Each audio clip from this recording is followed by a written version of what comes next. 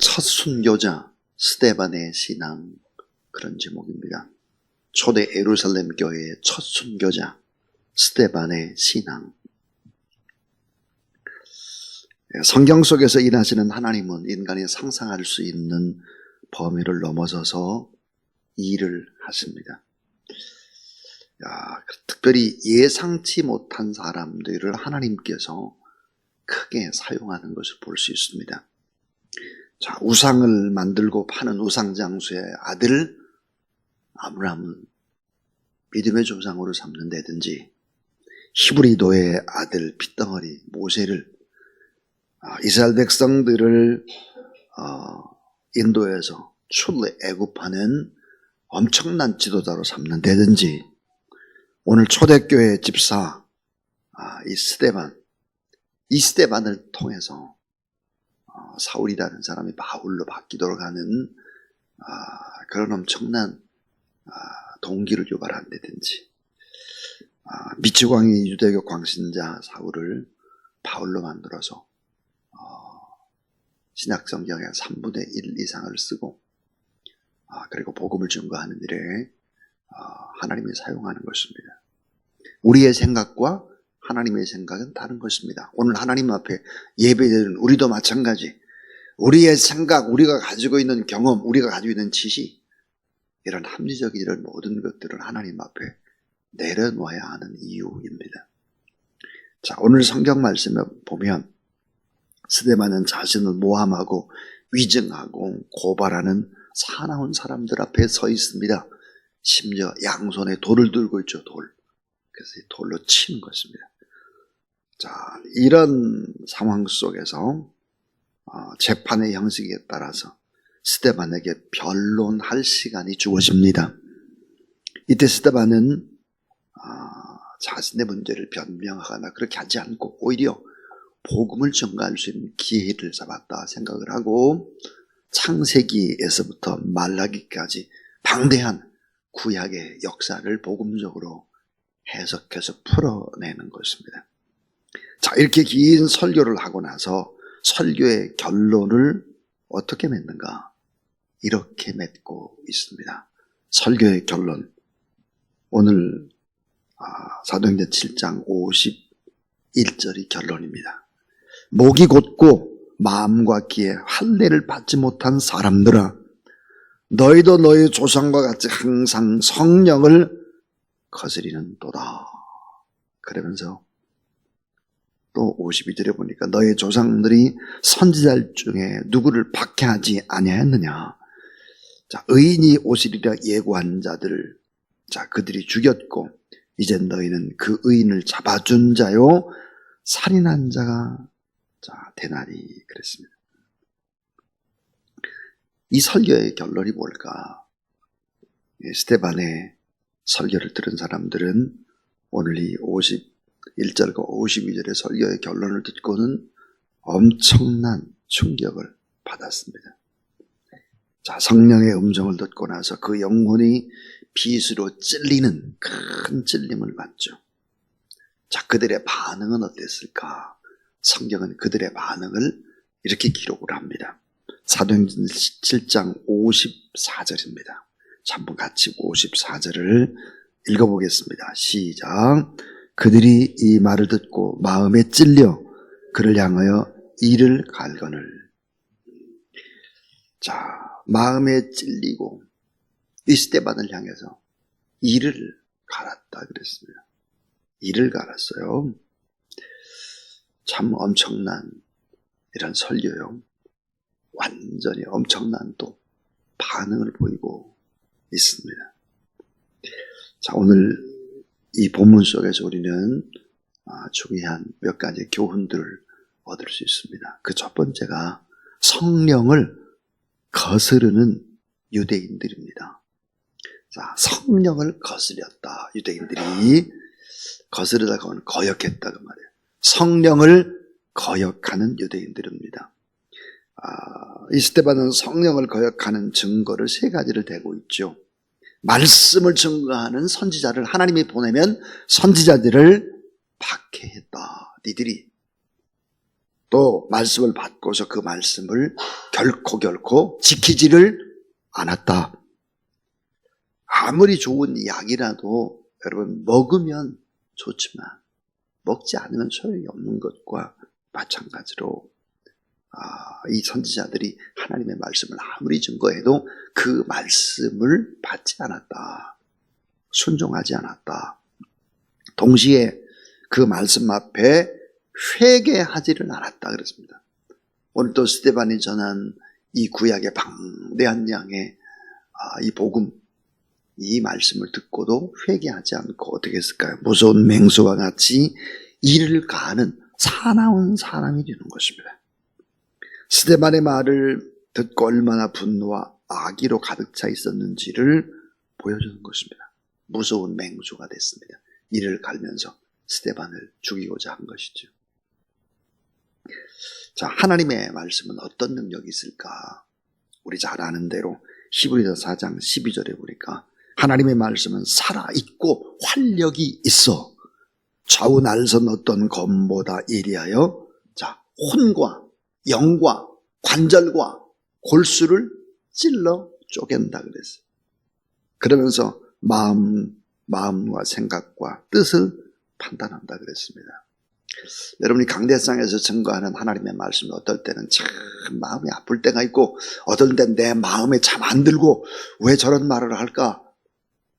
이런 이야기조차도 우리가 믿고 받아들이면 하나님께서는 그 귀한 말씀을 통해서 나를 복되게 이끌어가는 거죠.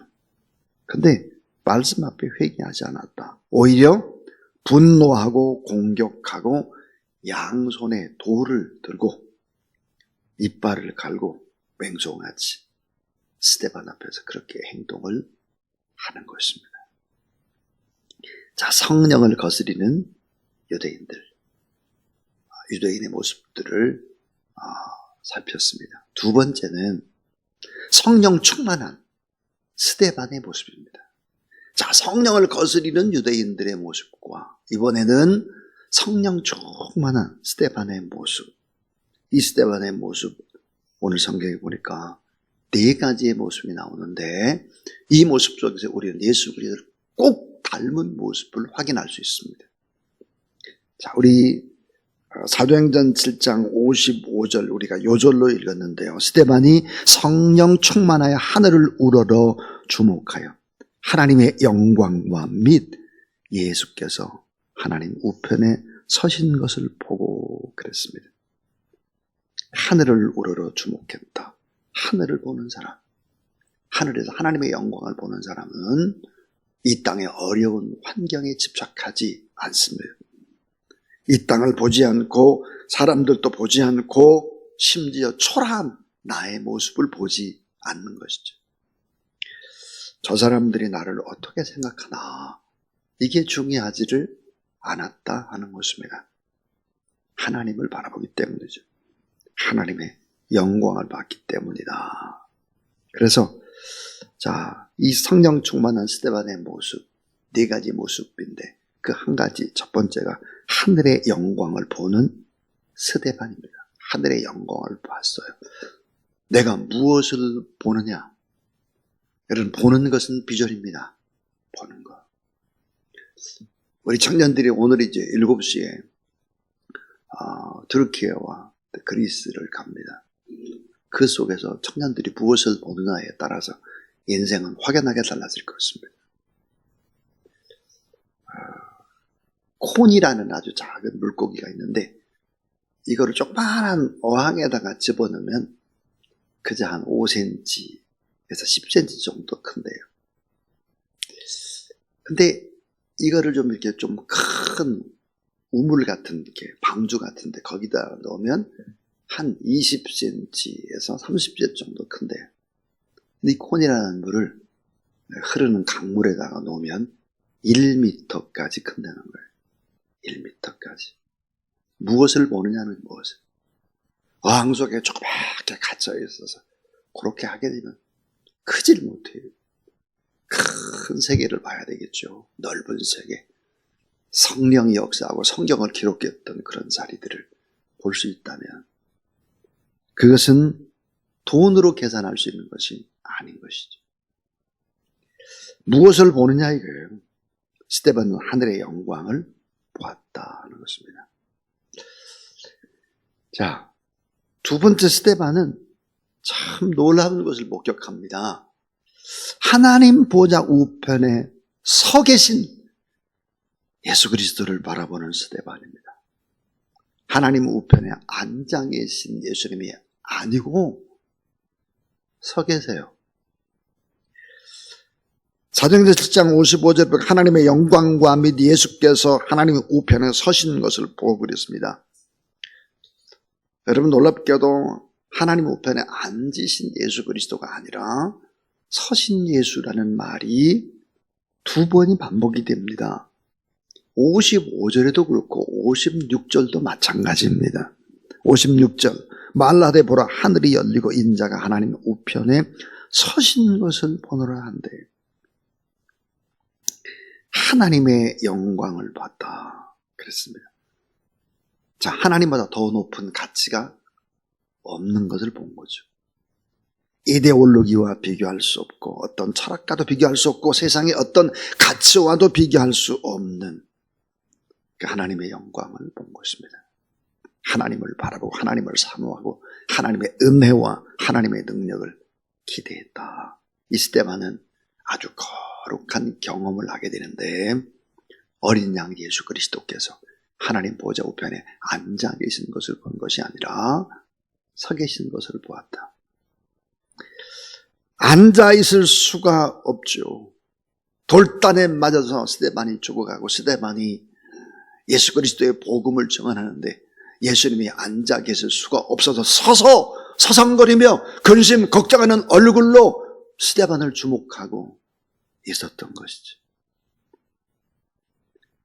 그러면서 예수님은 어떻게 하셨을까요? 중보기도 하시죠. 중보기도. 우리 외 친히 간구한다. 그러니까 서성대시면서 스데반을 바라보시면서 중보기도 하신 예수 그리스도. 서신 것을 보았다. 그랬습니다. 자, 여러분 사도행전 7장 57절, 58절을 보세요. 이걸 보니까 자, 이런 스데반의 거룩한 모습과는 전혀 다르게 유대인들의 모습들이 기록되고 있죠. 57, 58 두 절을 한번 같이 읽습니다. 시작. 그들이 큰 소리를 지르며 귀를 막고 일제히 그에게 달려들어 성 밖으로 내치고 돌로 질세 증인들이 옷을 벗어 사울이라 하는 청년의 발 앞에 두니라. 우리말 성경에는 조금 더 리얼하게 이렇게 표현되어 있습니다.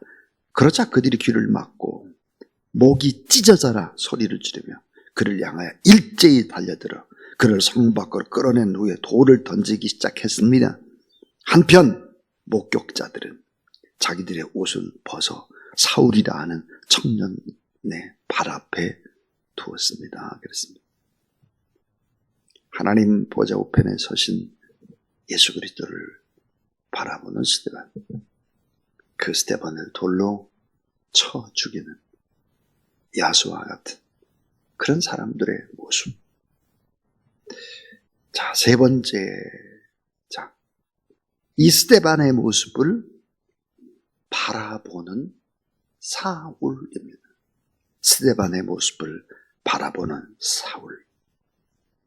이때 스데반은 서서히 돌단에 묻혀 사라집니다. 그리고 무대에 누가 등장할까? 사울이 등장하는 것입니다. 이 사울이 나중에 이제 바울이 되는 그 사울입니다. 사울은 똑똑히 보았습니다.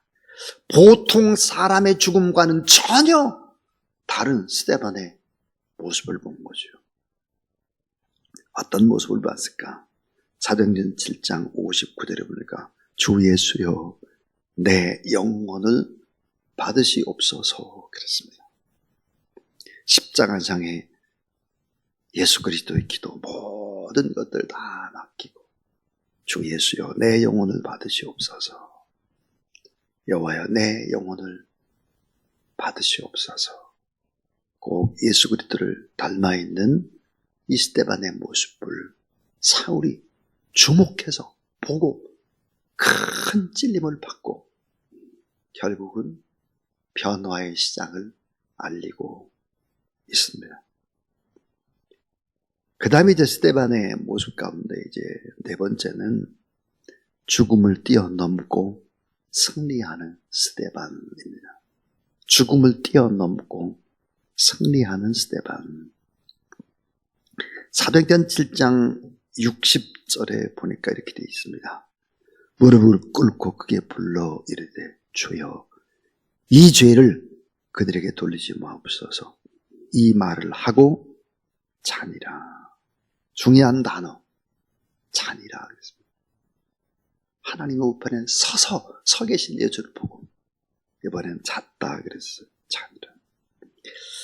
주여 이 죄를 그들에게 돌리지 마옵소서. 이 기도문도 어디서 많이 들은 기도문이죠. 십자가상에 예수 그리스도께서 자기를 비방하고 자기를 죽이려고 하는 그런 십자가 밑에 있는 로마 군병들을 바라보고 했던 기도.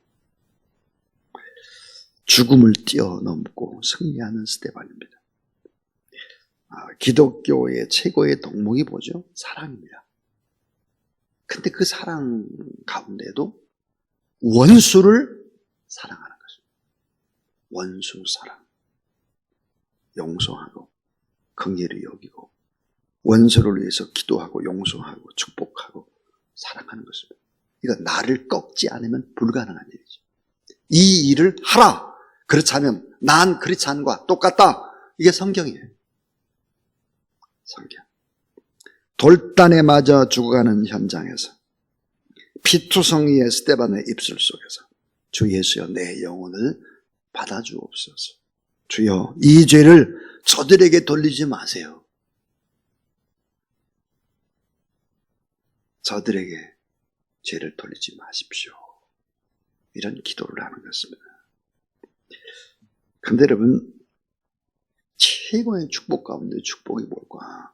그것은 죽음입니다. 죽음. 이 죽음을 통해서 잘 죽는 죽음은 복음을 증거합니다. 많은 사람들의 생명을 얻습니다. 죽음은 최고의 축복이죠. 왜냐하면 죽음이라고 하는 것이 죽고 끝나는 것이 아니라 오늘 성경에 보니까 잠잔다 그랬습니다. 이 잠잔다고 하는 것은 죽음은 끝이 아니라 새로운 시작이다. 영광과 승리와 축복의 미래가 펼쳐진다 하는 것입니다. 곧 일어난다. 결국은 승리한다는 것입니다. 고운하게 잠을 자고 일어나는 것이죠. 결국은 죽음을 뛰어넘고 승리하는 스데반입니다. 인생에서 가장 큰 축복은 무엇일까? 잘 죽는 것입니다. 잘 죽고 거기서 끝나는 것이 아니라 죽고 난 다음에 하나님의 나라로 여행을 가는 거죠. 영원한 축복의 여행을 가는 것입니다. 여러분 여행을 갈 때 얼마나 전날 잠도 안 오고 기대감 때문에 그렇잖아요. 여러분. 네. 죽음은 그런 거예요. 죽음은. 내가 꿈에 그리던 여행을 간다. 하나님의 나라의 여행. 이거 참 좋다. 모든 것을 내려놓고 하나님 참 감사합니다. 이러한 모습으로 죽음을 맞이할 수 있다면 이건 최고의 축복이고 최고의 결국은 축제죠. 죽음이 축제가 되도록 해야 합니다. 자, 오늘 이 성경 본문은 또 놀라운 기적 같은 이야기를 하고 있습니다. 자, 맨 마지막 사도행전 8장 1절입니다. 1절 같이 한번 읽죠. 시작. 사울은 그가 죽임당함을 마땅히 여기더라. 그날에 예루살렘에 있는 교회에 큰 박해가 있어 사도 외에는 다 유대와 사마리아 모든 땅으로 흩어지니라. 참 사울은 그가 죽임당함을 마땅히 여기더라. 그날에 예루살렘에 있는 교회에 큰 박해가 있어 사도 외에는 유대와 사마리아 모든 땅으로 땅끝으로 흩어졌다 그랬습니다.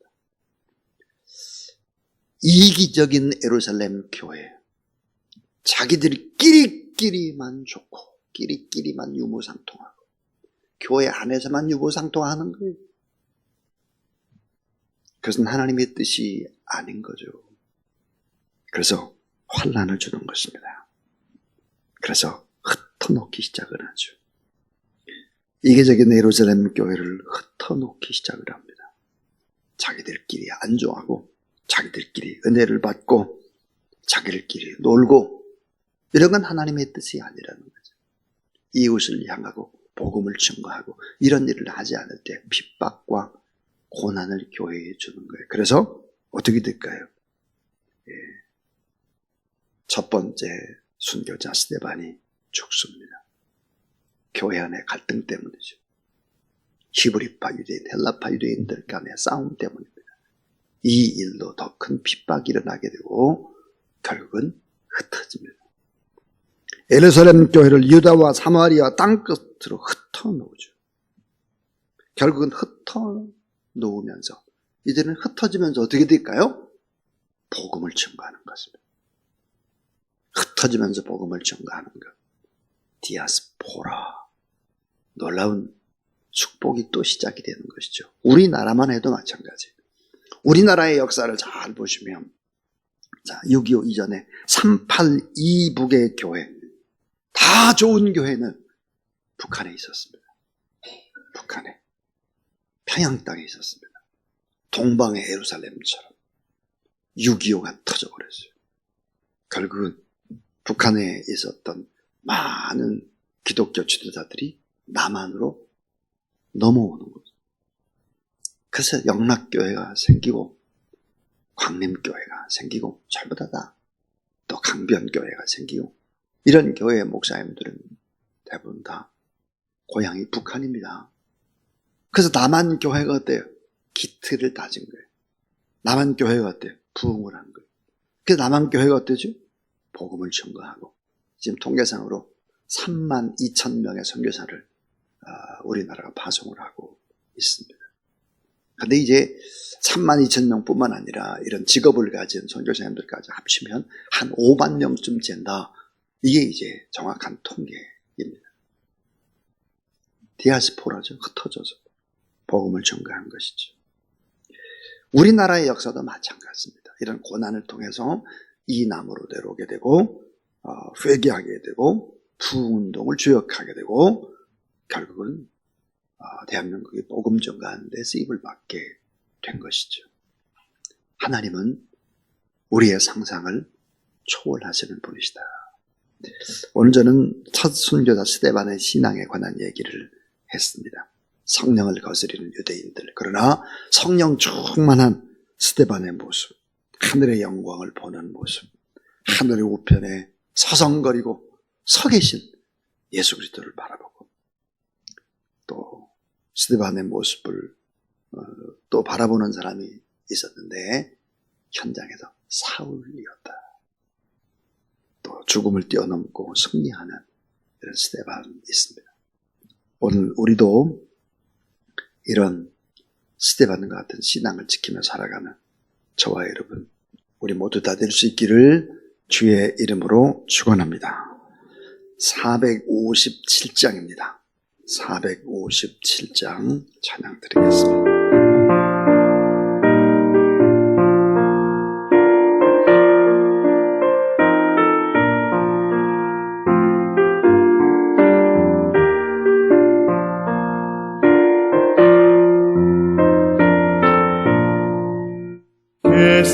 겟세마네 동산에 주를 생각할 때에 근심이나 걱정을 외면할 수 있을까? 나를 항상 버리고 주를 따라가리라. 빌라도의 뜰에서 주를 생각할 때에 수치됨과 아픈 것 못 견디 길이 참고 묵묵히 주를 따라가리라.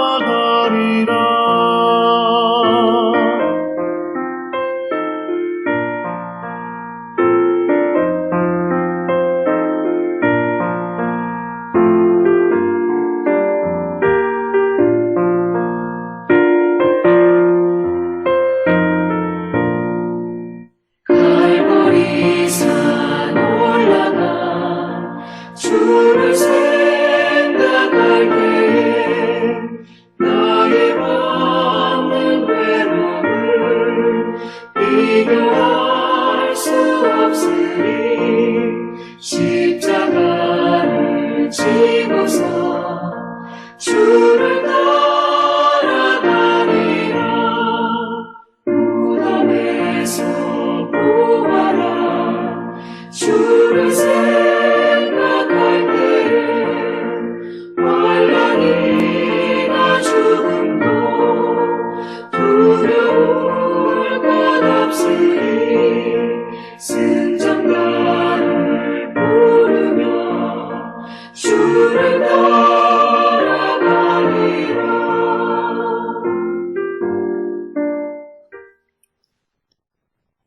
구주 예수 그리스도의 무한하신 은혜와 하나님의 사랑과 거룩한 능력과 권능의 성령 하나님의 역사가 오늘도 이 새벽에 나와 하나님 앞에 간절히 기도하고 성령 충만한 스데반처럼 영원한 하나님의 나라 그 영광을 보고 주님 보좌 우편에 서성이고 주목하는 예수 그리스도를 보고 끝까지 용서하고 끝까지 축복하고 믿음을 지킨 스데반처럼 또 그 스데반의 아름다운 그 장엄한 모습을 보고 옆에 있던 사울이 바울로 변화되듯 우리의 삶을 통해서 그런 선한 영향력이 미쳐지기를 원하는 하나님의 귀한 종들